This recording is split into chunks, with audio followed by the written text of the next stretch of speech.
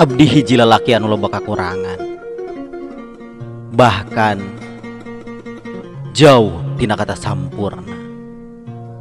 Tapi abdi mibogoh anjeun sagemblengna.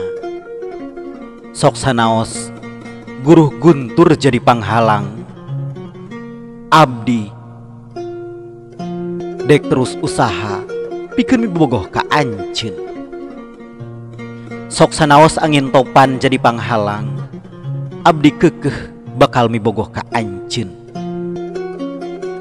Abdi ngarepkeun anjeun oge sarua mibogoh ka abdi sagemblengna. Teu ningali tina hiji kakurangan anu aya dina diri abdi.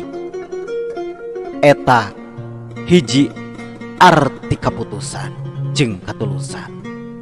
Katulusan anu teu minambanda syarat, katulusan anu bakal ngahijikeun urang duaan, katulusan anu bakal ngajadikeun urang bahagia, katulusan anu bakal tetep ngahijikeun cinta urang duaan,